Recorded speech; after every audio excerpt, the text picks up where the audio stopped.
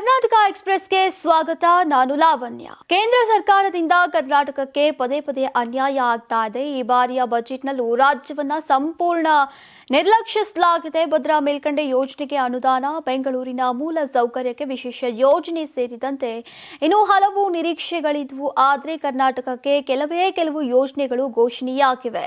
ಕರ್ನಾಟಕಕ್ಕೆ ಸಿಕ್ಕಿದ್ದು 7ರಲ್ಲಿ ಕೇವಲ 2 ರೈಲು ಯೋಜನೆಗಳು ಮಾತ್ರ. ಇನ್ನು ಒಡಿಶಾ ಮತ್ತು ಕೇರಳದ ಜೊತೆಗೆ ಕರ್ನಾಟಕದ ಕರಾವಳಿ ಪ್ರದೇಶಗಳಲ್ಲಿ ಆಮೆ ವೀಕ್ಷಣಾ ಪ್ರವಾಸೋದ್ಯಮದ ಅಭಿವೃದ್ಧಿ, ಪರಿಸರ ಸ್ನೇಹಿ ಚಾರಣಕ್ಕಾಗಿ ಪಶ್ಚಿಮ ಘಟ್ಟಗಳಲ್ಲಿ ವಿಶೇಷ ಟ್ರೇಲ್ಗಳ ಅಭಿವೃದ್ಧಿ, ಭಾರತೀಯ ಶ್ರೀಗಂಧದ ವೈಭವವನ್ನು ಮರುಸ್ಥಾಪಿಸೋಕೆ ರಾಜ್ಯ ಸರ್ಕಾರಗಳ ಸಹಭಾಗಿತ್ವದಲ್ಲಿ ವಿಶೇಷ ಯೋಜನೆ, ಕರಾವಳಿ ಭಾಗದ ರೈತರಿಗಾಗಿ ತೆಂಗು ಪ್ರಚಾರ ಯೋಜನೆ ಮತ್ತು ಗೇರು ಬೆಳೆಗಳನ್ನು ಜಾಗತಿಕ ಬ್ರ್ಯಾಂಡ್ ಮಾಡೋಕೆ ವಿಶೇಷ ಪ್ಯಾಕೇಜ್, ಕಾಫಿ ಸಂಸ್ಕರಣಾ ಯಂತ್ರಗಳ ಮೇಲಿನ ಸುಂಕಗಳಿಗೆ ವಿನಾಯಿತಿಯನ್ನು ಘೋಷಿಸಲಾಗಿದೆ.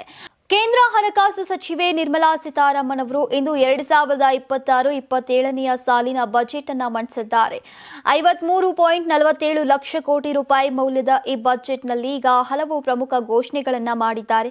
ಆದರೆ ಕರ್ನಾಟಕಕ್ಕೆ ಹೇಳಿಕೊಳ್ಳುವಂತಹ ಯೋಜನೆಗಳು ಸಿಕ್ಕಿಲ್ಲ. ಈ ಸಂಬಂಧ ಕಾಂಗ್ರೆಸ್ ನಾಯಕರು ಕೇಂದ್ರ ಬಜೆಟ್ ಬಗ್ಗೆ ಈಗ ಆಕ್ರೋಶವನ್ನ ವ್ಯಕ್ತಪಡಿಸಿದ್ದಾರೆ. ಇನ್ನು ಈ ಕೇಂದ್ರ ಬಜೆಟ್ ಸಂಬಂಧ ಸಿಎಂ ಸಿದ್ದರಾಮಯ್ಯನವರು ಕಲಬುರಗಿಯಲ್ಲಿ ಸುದ್ದಿಗೋಷ್ಠಿಯನ್ನ ನಡೆಸಿದ್ದು ಆಕ್ರೋಶವನ್ನ ಹೊರಹಾಕಿದ್ದಾರೆ. ಇದು ಬರೀ ದೂರದೃಷ್ಟಿ ಹೇಳಿಕೆಗಳಿಂದ ಕೂಡಿದಂತಹ ಆಯವ್ಯಯ. ಕೇಂದ್ರ ಬಜೆಟ್ನಲ್ಲಿ ಕರ್ನಾಟಕದ ಹಿತಾಸಕ್ತಿಗಳನ್ನ ನಿರ್ಲಕ್ಷಿಸಲಾಗಿದೆ. ರಾಜ್ಯದ ಪಾಲಿನ ತೆರಿಗೆ ಹಂಚಿಕೆಯಲ್ಲಿ ತಾರತಮ್ಯವನ್ನ ಮಾಡಲಾಗಿದೆ. 2026-27ನೇ ಸಾಲಿನ ಕೇಂದ್ರ ಬಜೆಟ್ನಲ್ಲಿ ಕರ್ನಾಟಕಕ್ಕೆ ಹೇಳಿಕೊಳ್ಳುವಂತಹ ಯಾವುದೇ ಯೋಜನೆಗಳು ಸಿಕ್ಕಿಲ್ಲ ಅಂತ ಸಿಎಂ ಅವರು ಕುಟುಕಿದ್ದಾರೆ. ಬಜೆಟ್ನಿಂದ ರಾಜ್ಯಕ್ಕೆ ಯಾವ ಅನುಕೂಲ ಆಗಿಲ್ಲ, ಬಜೆಟ್ನಿಂದ ನಮ್ಮ ರಾಜ್ಯಕ್ಕೆ ಯಾವುದೇ ದೊಡ್ಡ ಪಾಲು ಬಂದಿಲ್ಲ ಅಂತ ಡಿಸಿಎಂ ಡಿಕೆ ಶಿವಕುಮಾರ್ ಅವರು ಹೇಳಿದ್ದಾರೆ. ಕೇಂದ್ರ ಬಜೆಟ್ ಘೋಷಣೆ ಬಗ್ಗೆ ಕನಕಪುರದಲ್ಲಿ ಪ್ರತಿಕ್ರಿಯೆ ನೀಡಿದಂತಹ ಅವರು, ನಾನು ಇಷ್ಟೊತ್ತು ಗಮನಿಸಿದೆ, ಈಗೇನು ಯಾವುದೋ ಒಂದು ಯೋಜನೆಗೆ ಮಹಾತ್ಮ ಗಾಂಧಿ ಅವರ ಹೆಸರಿಟ್ಟಿದ್ದಾರೆ. ನಾವು ಮನ್ರೇಗಾ ಹೆಸರಿನಲ್ಲಿ ನಮ್ಮ ಕ್ಷೇತ್ರದಲ್ಲಿ ಮ್ಯಾರಥಾನ್ ಮಾಡಿದ್ದೇವೆ. ಹಿಂದೆ ಯಾವ ಸ್ಕೀಮ್ ಇತ್ತು ಅದೇ ಸ್ಕೀಮ್ ಮುಂದುವರಿಯಲಿ. 60-40 ಅನುಪಾತ ಯಾವುದೇ ಕಾರಣಕ್ಕೂ ನಡೆಯಲ್ಲ. ಯಾವ ಸರ್ಕಾರವೂ ಬಂಡವಾಳ ಹಾಕೋಕೆ ಆಗಲ್ಲ ಅಂತ ಹೇಳಿದ್ರು. ಇನ್ನು ಬೆಂಗಳೂರಿಗೆ ಹೈಸ್ಪೀಡ್ ರೈಲು ಘೋಷಣೆಯ ವಿಚಾರದ ಬಗ್ಗೆ ಮಾತನಾಡಿ, ಯಾವ ಸ್ಪೀಡ್ ರೈಲು ಬರಲ್ಲ, 50-50 ಅನುಪಾತದಲ್ಲಿ ಮಾಡೋಕೆ ಆಗಲ್ಲ. ಬೇಕಿದ್ರೆ 90-10 ಕೊಡ್ಲಿ, ಆಗ ನಾವು 10% ನಾವು ಕೊಡ್ತೇವೆ. ಬೇರೆ ರಾಜ್ಯಗಳಿಗೆ ಅವರೇ ಮಾಡಿಕೊಟ್ಟಿದ್ದಾರೆ, ನಮ್ಮ ರಾಜ್ಯಕ್ಕೂ 90% ಮಾಡಲಿ. ಬೆಂಗಳೂರಿನ ಬಗ್ಗೆ ಅತಿ ಹೆಚ್ಚು ನಿರೀಕ್ಷೆ ಇತ್ತು. ಈಗ ಮೋದಿಯವರೇ ಇದನ್ನ ಗ್ಲೋಬಲ್ ಸಿಟಿ ಅಂತ ಹೇಳಿದ್ರು. ಆ ಗ್ಲೋಬಲ್ ಸಿಟಿಗೆ ಏನು ಒತ್ತು ಕೊಟ್ಟಿದ್ದಾರೆ, ಇದರ ಬಗ್ಗೆ ಸಂಪೂರ್ಣ ಮಾಹಿತಿ ಪಡೆದು ಮಾತನಾಡ್ತೀನಿ ಅಂತ ತಿಳಿಸಿದ್ರು. ಡಾಲರ್ ಮೌಲ್ಯ ಕುಸಿತವಾಗಿದೆ. ತಲಾದಾಯದಲ್ಲಿ 136ರಿಂದ 146ನೇ ಸ್ಥಾನಕ್ಕೆ ಹೋಗಿದ್ದೇವೆ. ಈ ಬಜೆಟ್ನಲ್ಲಿ ಕರ್ನಾಟಕಕ್ಕೆ ಬಹುದೊಡ್ಡ ಅನ್ಯಾಯ ಆಗಿದೆ. ಪ್ರಹ್ಲಾದ್ ಜೋಶಿ ಹಾಗೂ ಸೋಮಣ್ಣ ರಾಜ್ಯದ ಜನರಿಗೆ ಹೇಗೆ ಮುಖ ತೋರಿಸುತ್ತಾರೆ ಅಂತ ಸಚಿವ ಎಂಬಿ ಪಾಟೀಲ್ ಅವರು ಖಾರವಾಗಿ ಪ್ರಶ್ನೆ ಮಾಡಿದ್ರು. ಬೆಂಗಳೂರಿನಲ್ಲಿ ಮಾಧ್ಯಮದವರೊಂದಿಗೆ ಮಾತನಾಡಿದಂತಹ ಅವರು, ಕೇಂದ್ರ ಸರ್ಕಾರದ ಬಜೆಟ್ನಲ್ಲಿ ಬೆಂಗಳೂರು ಹೈದರಾಬಾದ್ ಮತ್ತು ಬೆಂಗಳೂರು ಚೆನ್ನೈ ನಡುವೆ ಹೈಸ್ಪೀಡ್ ರೈಲು ಕಾರಿಡಾರ್ ಅಭಿವೃದ್ಧಿ ಘೋಷಣೆ ಮಾಡಿರುವುದು ಈಗ ಸ್ವಾಗತಾರ್ಹವಾದರೂ ಕೂಡ ಇದರಿಂದ ರಾಜ್ಯಕ್ಕೆ ಹೆಚ್ಚು ಪ್ರಯೋಜನವೇನೂ ಇಲ್ಲ. ಇದರ ಬದಲು ಬೆಂಗಳೂರು ಪುಣೆ ನಡುವೆ ಇಂತಹ ಕಾರಿಡಾರ್ ಬರಬೇಕು. ಇದಕ್ಕಾಗಿ ರಾಜ್ಯದ ಮತ್ತು ಮಹಾರಾಷ್ಟ್ರದ ಸಂಸದರು ಪಕ್ಷಾತೀತವಾಗಿ ಧ್ವನಿ ಎತ್ತಬೇಕು ಅಂತ ಒತ್ತಾಯಿಸಿದ್ರು. ಈಗ ಘೋಷಿಸಿರುವಂತಹ 2 ಮಾರ್ಗಗಳಲ್ಲಿ ರೈಲುಗಳು ಕರ್ನಾಟಕದೊಳಗೆ 100 ಕಿಲೋಮೀಟರ್ ಕೂಡ ಓಡೋದಿಲ್ಲ. ಇದನ್ನ ಮೋದಿ ಸರ್ಕಾರ ಪರಿಗಣಿಸದೆ ಇರುವುದು ದುರ್ದೈವದ ಸಂಗತಿಯತ್ತ ಅಸಮಾಧಾನವನ್ನ ವ್ಯಕ್ತಪಡಿಸಿದ್ದಾರೆ. ರಿಯಲ್ ಎಸ್ಟೇಟ್ ಉದ್ಯಮಿ ಸಿಜೆ ರಾಯ್ ಆತ್ಮಹತ್ಯೆ ಪ್ರಕರಣಕ್ಕೆ ಸಂಬಂಧಿಸಿದಂತೆ ತನಿಖೆ ನಡೀತಾ ಇದೆ. ಈ ಪ್ರಕರಣದ ಕುರಿತು ಗೃಹ ಸಚಿವ ಪರಮೇಶ್ವರ್ ಪ್ರತಿಕ್ರಿಯೆಯನ್ನ ನೀಡಿದ್ದಾರೆ. ಜಾಯಿಂಟ್ ಕಮಿಷನರ್ ವಂಶಿ ಕೃಷ್ಣ ಅವರ ನೇತೃತ್ವದಲ್ಲಿ ಈಗ ಎಸ್ಐಟಿ ತಂಡ ರಚನೆಯಾಗಿದ್ದು ನಿನ್ನೆಯಿಂದಾನೇ ತನಿಖೆ ಆರಂಭವಾಗಿದೆ. ತನಿಖಾ ವರದಿ ಬರುವವರೆಗೂ ಯಾವುದೇ ನಿರ್ದಿಷ್ಟ ಮಾಹಿತಿಯನ್ನ ಬಹಿರಂಗಪಡಿಸೋಕೆ ಸಾಧ್ಯವಿಲ್ಲ. ಈಗ ಯಾವುದೇ ಹೇಳಿಕೆ ನೀಡಿದ್ರೆ ಅದು ಊಹಾಪೋಹಗಳಿಗೆ ಕಾರಣವಾಗುತ್ತೆ ಅಂತ ಸಚಿವರು ಸ್ಪಷ್ಟಪಡಿಸಿದ್ದಾರೆ.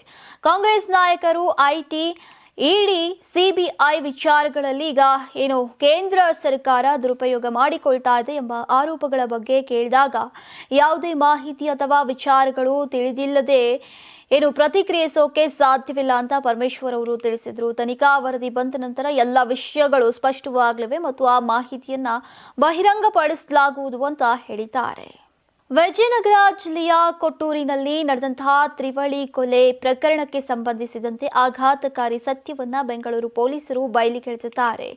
ಈ ಪ್ರಕರಣದಲ್ಲಿ ಆರೋಪಿಯಾಗಿರುವಂತಹ ಅಕ್ಷಯ್ ತಂಗಿಯ ಪ್ರೇಮ ಪ್ರಕರಣ ಮತ್ತು ಆಕೆಯ ಗರ್ಭಿಣಿಯಾಗಿರುವುದು ತಿಳಿದು ಮರ್ಯಾದಾ ಹತ್ಯೆ ಮಾಡಿರುವುದಾಗಿ ಪೊಲೀಸರ ಮುಂದೆ ಬಾಯ್ಬಿಟ್ಟಿದ್ದಾನೆ.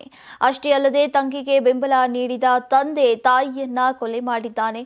ಪೊಲೀಸರ ವಿಚಾರಣೆ ವೇಳೆ ಬಾಯ್ಬಿಟ್ಟಿರುವಂತಹ ಅಕ್ಷಯ್ ಇದು ಕೇವಲ ದ್ವೇಷದ ಕೊಲೆಯಲ್ಲ, ಕುಟುಂಬದ ಗೌರವ ಉಳಿಸಿಕೊಳ್ಳುವಂತಹ ಮಾಡಿದಂತಹ ಕೃತ್ಯ ಅಂತ ಹೇಳಿಕೊಂಡಿದ್ದಾನೆ. ತಂಗಿ 18 ವರ್ಷದ ಅಮೃತ 3 ತಿಂಗಳ ಗರ್ಭಿಣಿ ಎಂಬ ವಿಚಾರ ತಿಳಿದಂತಹ ನಂತರ ಆತ ತೀವ್ರ ಕೋಪಗೊಂಡಿದ್ದ. ತಂಗಿಯ ಪ್ರಿಯತಮ ಅನ್ಯ ಸಮುದಾಯಕ್ಕೆ ಸೇರಿದವನಾಗಿದ್ರೂ ಕೂಡ ಅಕ್ಷಯ್ ಕೋಪಕ್ಕೆ ಇದು ಕಾರಣವಾಗಿರಬಹುದು ಅಂತ ಪೊಲೀಸರು ಶಂಕಿಸಿದ್ದಾರೆ.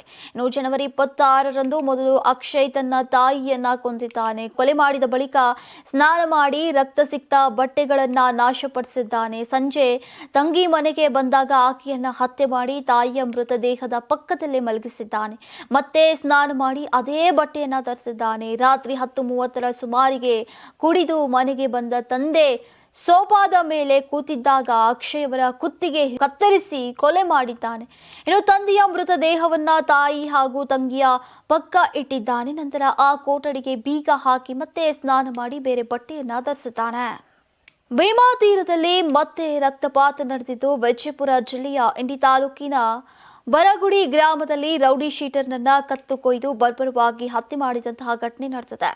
ಕೊಲೆಯಾದ ವ್ಯಕ್ತಿಯನ್ನ 29 ವರ್ಷದ ಸಿದ್ದರಾಮ್ ದೊಂಡಿಬಾ ಅಂತ ಗುರುತಿಸಲಾಗಿದೆ. ಇನ್ನು ಸಿದ್ದರಾಮ್ ರೌಡಿ ಶೀಟರ್ ಆಗಿದ್ದು ದುಷ್ಕರ್ಮಿಗಳು ಕತ್ತು ಕೊಯ್ದು ಹತ್ಯೆ ನಡೆಸಿದ ಸ್ಥಳದಿಂದ ಪರಾರಿಯಾಗಿದ್ದಾರೆ.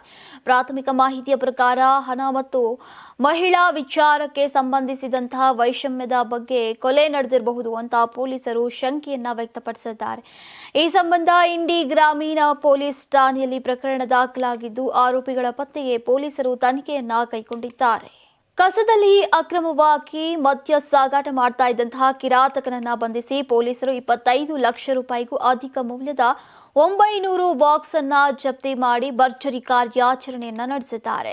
ಆರೋಪಿ ಗೋವಾದಿಂದ ಮಹಾರಾಷ್ಟ್ರಕ್ಕೆ ಅಕ್ರಮವಾಗಿ ಕ್ಯಾಂಟರ್ ವಾಹನದಲ್ಲಿ ಮದ್ಯ ಸಾಗಿಸ್ತಾ ಇದ್ದ. ಪೊಲೀಸರನ್ನ ಯಾಮಾರಿಸೋಕೆ ಕಸದ ಒಳಗೆ ಮದ್ಯವನ್ನ ಇಟ್ಟು ಬೆಳಗಾವಿ ಮಾರ್ಗವಾಗಿ ಮಹಾರಾಷ್ಟ್ರಕ್ಕೆ ಹೊರಟಿದ್ದ. ಈ ವೇಳೆ ಬೆಳಗಾವಿಯ ಶ್ರೀನಗರಕ್ಕೆ ಬರ್ತಾ ಇದ್ದಂತೆ ಖಚಿತ ಮಾಹಿತಿಯ ಮೇರೆಗೆ ಸಿಪಿಐ ಬಿಆರ್ ಗಡ್ಡೇಕರ್ ಅವರ ನೇತೃತ್ವದಲ್ಲಿ ಮಾಳಮಾರುತಿ ಠಾಣೆಯ ಪೊಲೀಸರು ದಾಳಿಯನ್ನ ನಡೆಸಿದ್ದಾರೆ. ಈ ವೇಳೆ ಪೊಲೀಸರು 25 ಲಕ್ಷ ರೂಪಾಯಿಗೂ ಅಧಿಕ ಮೌಲ್ಯದ 900 ಬಾಕ್ಸ್ ಗಳನ್ನ ಈಗ ವಶಪಡಿಸಿಕೊಂಡಿದ್ದಾರೆ. ಆರೋಪಿಯನ್ನ ಅರೆಸ್ಟ್ ಮಾಡಿದ್ದಾರೆ. ಬೆಳಗಾವಿ ಜಿಲ್ಲೆಯ ಸವದತ್ತಿ ತಾಲೂಕಿನ ಯಲ್ಲಮ್ಮನ ಗುಡ್ಡದಲ್ಲಿರುವಂತಹ ಶ್ರೀ ರೇಣುಕಾ ಯಲ್ಲಮ್ಮ ದೇವಸ್ಥಾನದಲ್ಲಿ ಭರತ ಹುಣ್ಣಿಮೆ ಜಾತ್ರೆಗೆ ಭಕ್ತರ ಸಾಗರವೇ ಹರಿದು ಬಂದಿತ್ತು. ಉತ್ತರ ಕರ್ನಾಟಕ ಭಾಗದಲ್ಲೇ ಅತಿ ದೊಡ್ಡ ಮಟ್ಟದಲ್ಲಿ ನಡೆಯುವಂತಹ ಈ ಜಾತ್ರೆಗೆ ಲಕ್ಷಾಂತರ ಭಕ್ತರು ಆಗಮಿಸಿದ್ರು. ಕರ್ನಾಟಕದ ವಿವಿಧ ಜಿಲ್ಲೆಗಳ ಜೊತೆಗೆ ಮಹಾರಾಷ್ಟ್ರ, ಗೋವಾ ಹಾಗೂ ತೆಲಂಗಾಣ ರಾಜ್ಯಗಳಿಂದ ಕೂಡ ಭಕ್ತರು ಆಗಮಿಸಿದ್ದು ದೇವಾಲಯ ಮತ್ತು ಸುತ್ತಮುತ್ತಲ ಪ್ರದೇಶಗಳಲ್ಲಿ ಜನಸಾಗರ ಕಂಡುಬಂದಿದೆ. ಭಕ್ತರ ಭಾರಿ ಆಗಮನದ ಹಿನ್ನೆಲೆ ಯಾವುದೇ ಅಹಿತಕರ ಘಟನೆಗಳು ಸಂಭವಿಸದಂತೆ ಬಿಗಿ ಪೊಲೀಸ್ ಬಂದೋಬಸ್ತ್ ಅನ್ನು ಏರ್ಪಡಿಸಲಾಗಿತ್ತು. ಉಡುಪಿ ಜಿಲ್ಲೆಯ ಪ್ರಸಿದ್ಧ ಕೊಲ್ಲೂರು ಶ್ರೀ ಮೂಕಾಂಬಿಕಾ ದೇವಸ್ಥಾನದ ಕಾಣಿಕೆಯ ಹುಂಡಿಯಲ್ಲಿ ಜನವರಿಯಲ್ಲಿ 1.39 ಕೋಟಿ ರೂಪಾಯಿಗಳ ಹುಂಡಿ ಸಂಗ್ರಹ ದಾಖಲಾಗಿದೆ. ದೇವಾಲಯಕ್ಕೆ 350 ಗ್ರಾಂ ಚಿನ್ನ ಮತ್ತು 1670 ಗ್ರಾಂ ಬೆಳ್ಳಿ ಕಾಣಿಕೆಯಾಗಿ ಬಂದಿದೆ. ಡಿಸೆಂಬರ್ನ 2025ರಲ್ಲಿ 1.64 ಕೋಟಿ ರೂಪಾಯಿ ನಗದು ಮತ್ತು 695 ಗ್ರಾಂ ಚಿನ್ನ ಮತ್ತು 2985 ಗ್ರಾಂ ಬೆಳ್ಳಿ ಸಂಗ್ರಹವಾಗಿತ್ತು. ಒಟ್ಟಾರೆಯಾಗಿ ಕಳೆದ 2 ತಿಂಗಳಲ್ಲಿ 3.3 ಕೋಟಿ ರೂಪಾಯಿಗಳ ಸಂಗ್ರಹವು ಒಂದು ರೀತಿಯ ದಾಖಲೆಯಾಗಿದೆ ಅಂತ ಬಲ್ಲ ಮೂಲಗಳು ತಿಳಿಸಿವೆ. ಕಳೆದ 2 ತಿಂಗಳುಗಳಲ್ಲಿ ರಜಾ ದಿನಗಳು ಮತ್ತು ಇತರ ಹಬ್ಬಗಳ ಸಂದರ್ಭದಲ್ಲಿ ದೇವಾಲಯಕ್ಕೆ ಭೇಟಿ ನೀಡಿರುವವರ ಸಂಖ್ಯೆ ಈಗ ಭಾರಿ ಏರಿಕೆ ಕಂಡು ಬಂದಿದೆ. ಯಾರಾಗ್ತಾರೆ ಎಂಎಲ್ಎ ಅಭ್ಯರ್ಥಿ 2028 ಶೀಘ್ರದಲ್ಲೇ. ಪ್ರತಿದಿನ ಒಂದೊಂದು ಕ್ಷೇತ್ರದ ಟಿಕೆಟ್ ಆಕಾಂಕ್ಷಿಗಳ ಸಂಪೂರ್ಣ ಮಾಹಿತಿ ಪೊಲಿಟಿಕಲ್ ಜರ್ನಲಿಸ್ಟ್ ಕೆಎಂ ಶಿವಕುಮಾರ್ ಅವರಿಂದ. ಕರ್ನಾಟಕದ ನಂಬರ್ 1 ಡಿಜಿಟಲ್ ಮೀಡಿಯಾ ನಿಮ್ಮ ನೆಚ್ಚಿನ ಕರ್ನಾಟಕ ಟಿವಿಯಲ್ಲಿ ಮಾತ್ರ. ನೀವು ಸಣ್ಣ ಆಗ್ಬೇಕಲ್ವಾ, ಅದು ಒಂದು ಉತ್ತಮ ಆಹಾರದಿಂದ ಸಣ್ಣ ಆಗ್ಬೇಕಲ್ವಾ. ಪ್ರತಿದಿನ ನಮ್ಮ ಜೀನಿ ಸ್ಲಿಮ್ ನ ಯೂಸ್ ಮಾಡಿ ಯಾವುದೇ ಸೈಡ್ ಎಫೆಕ್ಟ್ ಇಲ್ದಂಗೆ ನೀವು ಸಣ್ಣ ಆಗ್ತೀರಾ.